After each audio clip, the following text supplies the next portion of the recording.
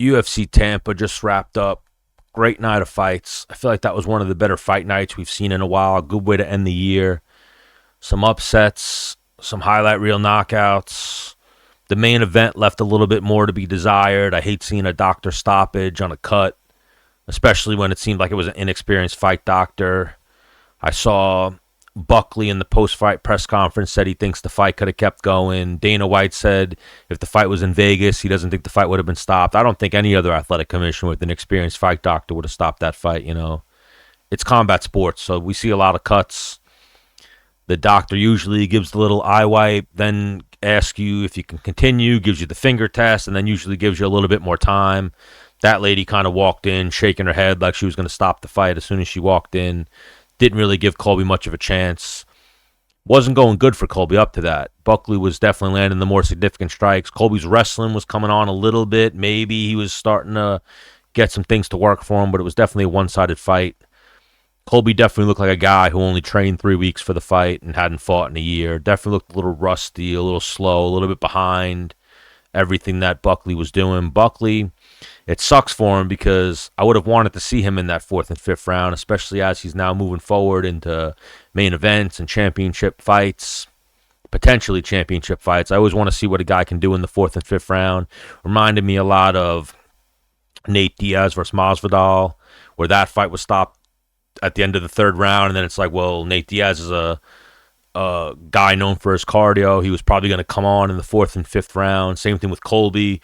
He was getting better with each round. He was probably going to come on in the 4th and 5th round. Definitely would have made it a more entertaining and climactic, hanging on the edge of your seat fight in those later rounds. So we were robbed of that.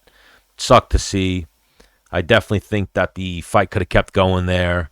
I was rooting for Colby. I thought Colby would be able to pull it off. But again, he definitely looked like a guy who had a 3-week camp and was coming in off of not fighting for a year. I loved Colby's walkout, coming out with Hulk Hogan. I loved seeing Chael Sonnen in the corner, giving him advice. And to see Uncle Chael out there being the number one corner man, too. Like, he was the guy when Colby was coming back to the stool in between rounds. Chael was the guy in his face, giving him pieces of information and things he could do to try to change it. And I felt like it was starting to change a little bit.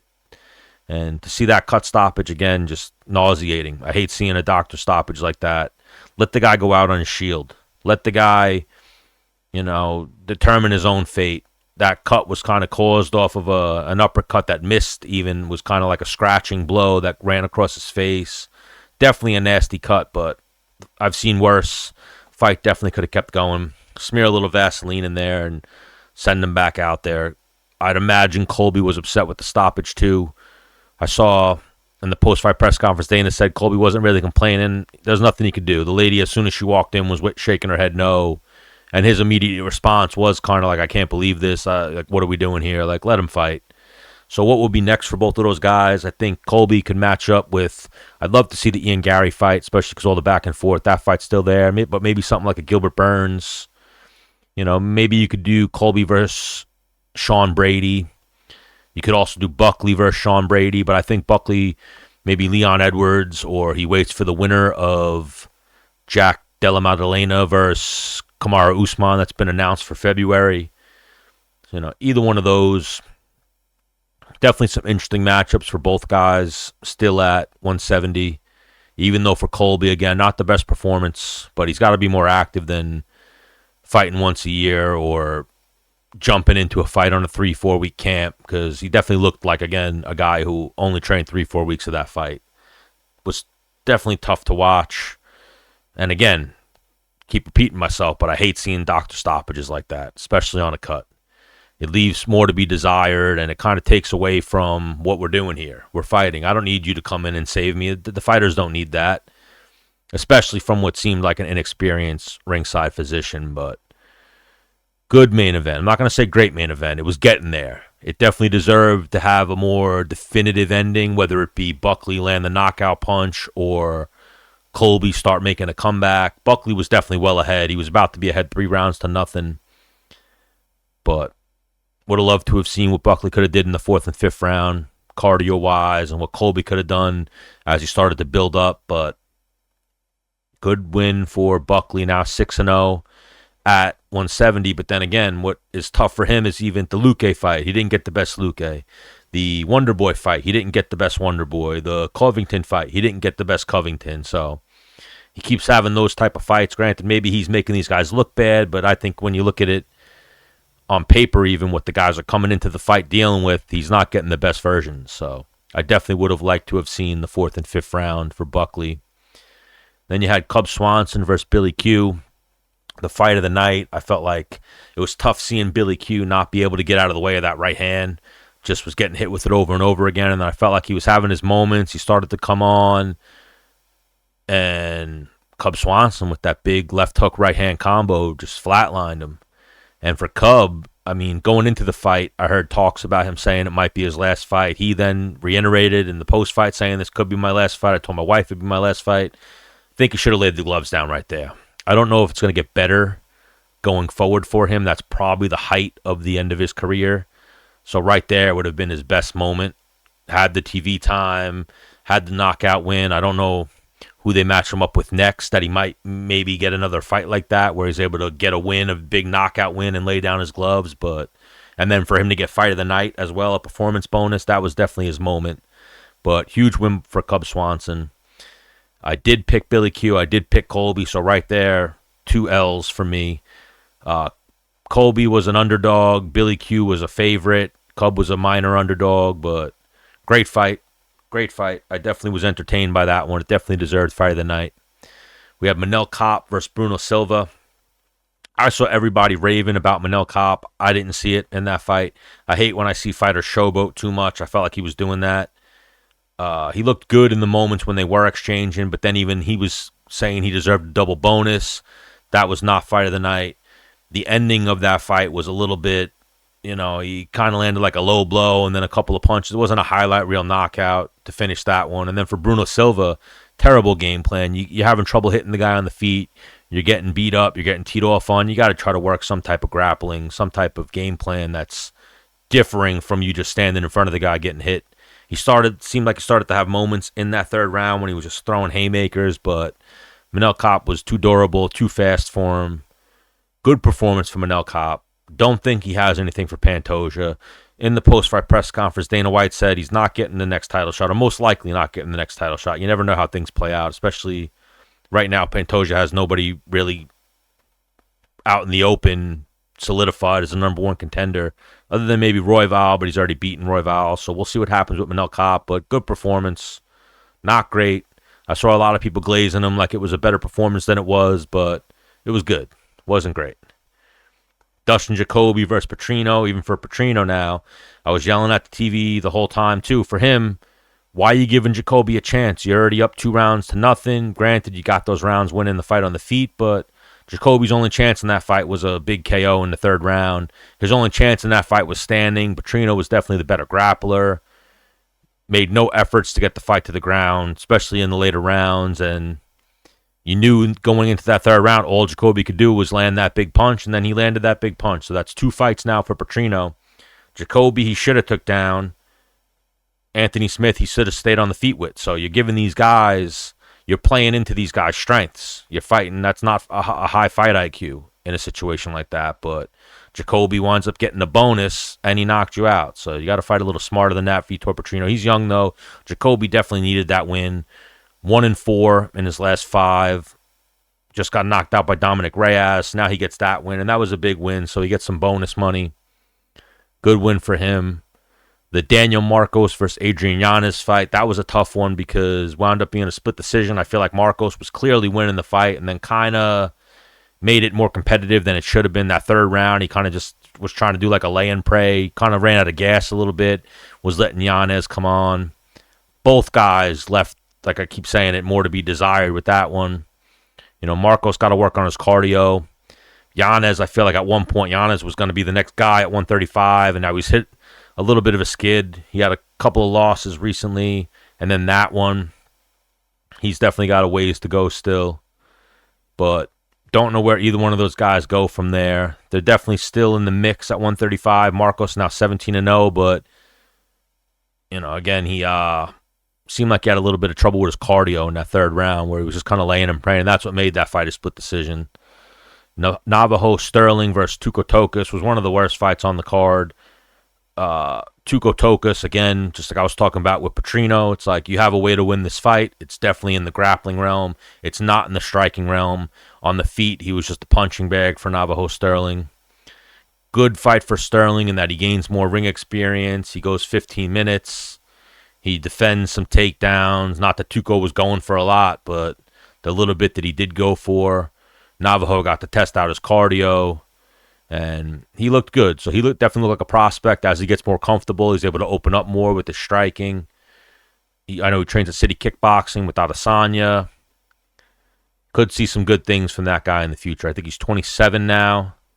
So I was impressed by him. I was a lot less impressed by Tuco. I felt like Tuco, that fight did not look like it should have been the opening fight on the main card.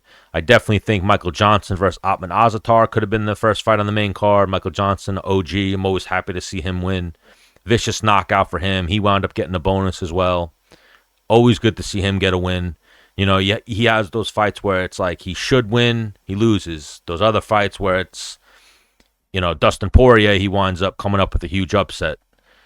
A guy like him, he's got a win over Michael Johnson, a win over Prime Tony Ferguson. He's got some big wins in his career. He's rocked Khabib. He's got some really good fights, and then he has those other ones where it's like, what were you doing, bro? But knocked out Otman Azatar. Otman Azatar, since the bag incident in Abu Dhabi where they were sneaking a bag either in or out of the hotel, and people suspected that it was maybe something to do with passing the drug test or steroid related. He's 0-3 since then, so he's definitely has some things to work on if he doesn't get cut. And then for Michael Johnson, just keep giving him entertaining fights. Keep giving him people that want to strike with them, and you'll get some good ones. Either he gets KO'd or he KOs somebody. But I'm always going to be rooting for Michael Johnson. He's definitely a good dude, one of the better guys in the sport, entertaining to watch. It was good to see him get a bonus as well. Joel Alvarez versus Jakar Close. You know, going into this fight, I said I don't know how Jakar Close wins a lot of these fights. It doesn't seem like he's that level of skill to be 9-2 or whatever he was in the UFC. But Joel Alvarez got a big flying knee, landed in a guillotine, let go of the guillotine, finished up with some ground strikes. So it was definitely an impressive performance for him. I thought maybe he might steal one of the bonuses, but then the fights got a little bit better. The finishes got a little bit better as the fight went on. Sean Woodson as well, his win over Padilla, I felt like he looked really good for him too. He's now 7-1 in the UFC. So he's getting into that realm where he's going to start entering the rankings, getting name opponents or big name fights and working his way towards a title shot. You know, 7-1 is pretty impressive. And then you had Felipe Lima versus Miles Johns. I feel like that fight played out a lot like you thought it was going to. I feel like a lot of people were picking that fight to go to decision. You're never sure which Miles Johns you're going to get. And then Lima's good. Lima's always game. And now, so even that, you could do Lima versus Woodson. You'd have 14-1 versus 13-1. And then even, I know a lot of people question for Woodson because he's so tall, how long he can cut to 145 comfortably. I felt like he looked good. I felt like people were expecting him to kind of fade with his cardio, and that never happened. But back to Lima. Lima, decision over Johns. Definitely was a clear-cut decision. Definitely had Miles Johns on the back foot most of the fight. Looked impressive. Miles Johns is no scrub. Then you had Miranda Maverick versus Jamie Lynn Horth. I felt like this fight was a little bit more competitive than the sports books thought it was going to be, more competitive than I thought it was going to be. You know, I've seen Jamie Lynn Horth. She lost to Veronica Hardy, who I don't think's very good. I know this fight was supposed to be Miranda Maverick versus Tracy Cortez. Miranda Maverick, after the fight, said she's still looking for that type of name opponent. And then even for her, she's definitely shown a lot of improvements. I know she's still young, but, you know, women's fights always leave you like, what am I doing here?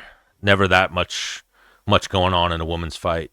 And then Davy Grant versus Ramon Tavares. I picked Ramon Tavares going in. I seen Davy Grant was, I think, 38 or 39, coming off neck surgery. I definitely was expecting a little bit more out of Tavares. He dropped Davy Grant at one point, but other than that, he just let Grant kind of walk him down and outland him and outwork him, which was surprising here. I felt like, I think this fight was even money. Maybe Grant wound up closing out a slight favorite, but I definitely was picking Tavares.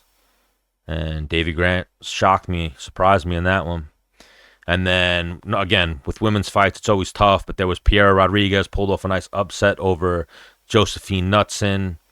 Knutson came in undefeated, coming out of City Kickboxing. Pereira, I think, had 2 straight losses. wound up just completely out grappling Knudsen. Knudsen had no real answers for her. Just couldn't stop the takedown and just could not stop the takedown. She definitely went back to the locker room after this fight and just probably thought, I got to get working on my wrestling. But great night of fights. Very entertaining. Some good knockouts. Again, with that main event, just all that was stuck in my head is I hate seeing a cut stoppage. Was rooting for Colby.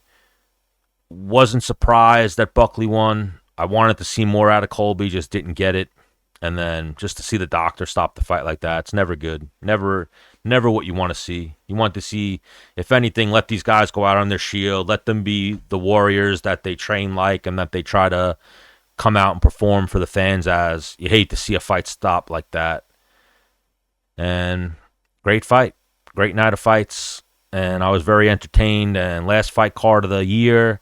We're not going to have fights again for a month. So I'm going to try to get onto some other videos or some topics that we have going on. You know, I saw that they announced Shara Bullet versus MVP. I saw that they announced Adesanya versus Imavov. We have Jack Della Maddalena versus Usman. We have a couple upcoming cards in January. Marab versus Umar. Islam versus Arman. There's definitely some really good fights coming up. We'll talk about what Ilia Topuria might do now that he's saying he might be done with 145, moving up to 155. There's a lot of good fights for him there. John Jones versus Aspinall. Dana White tonight said he's 100% sure that he makes that fight. So we'll see. We definitely have a lot of good things coming up in 2025. I'll definitely start pumping out some more videos. Hopefully you guys click that like, subscribe button, leave me some comments, and I'll see you guys next time. Well, see you later.